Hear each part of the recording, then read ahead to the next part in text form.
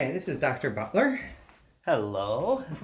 We are going to be doing, I am going to show you how to make Mole Island. So you will need to get a piece of paper and you're going to make Mole Island and you're going to be using that as a tool for everything.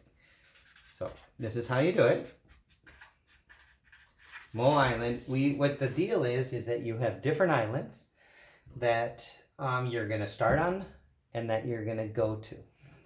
And the main hub is we have Mole Island of the Given and we have Mole Island of the Wanted. Okay? And there is a ship that goes back and forth between these two islands.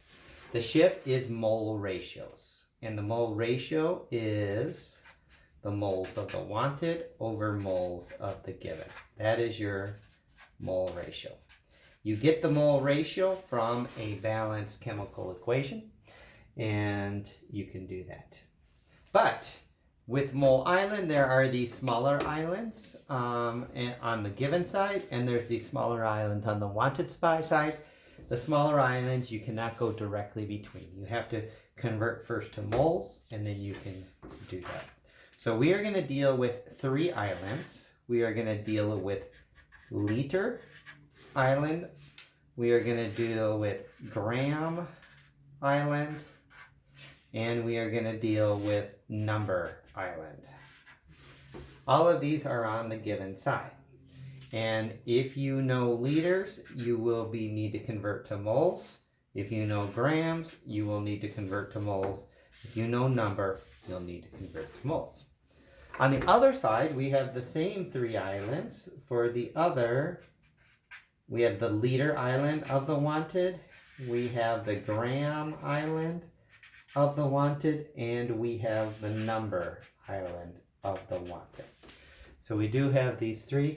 In order to get to those islands, you travel from the main wanted island, which is Mole Island, and you can do these. So these are really going to represent conversions between different things.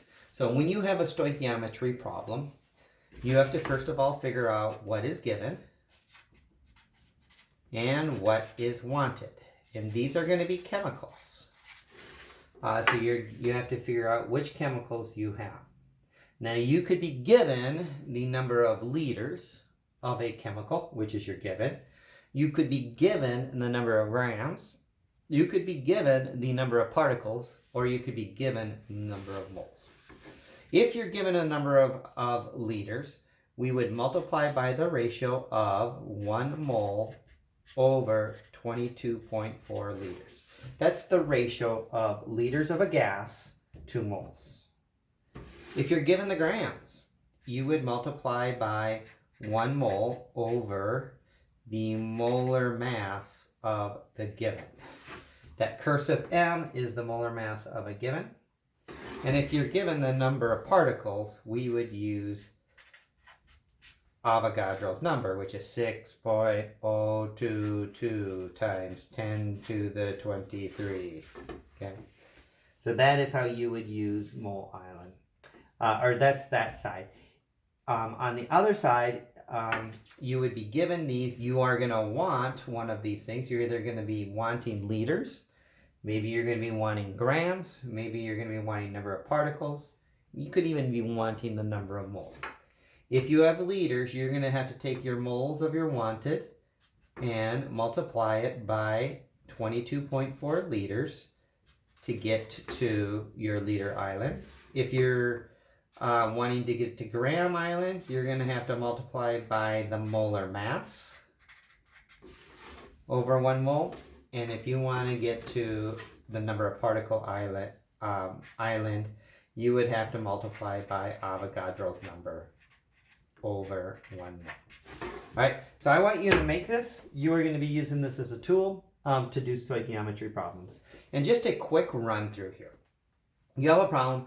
Let's say you have the number of particles of your given, and you want to know the grams of the wanted.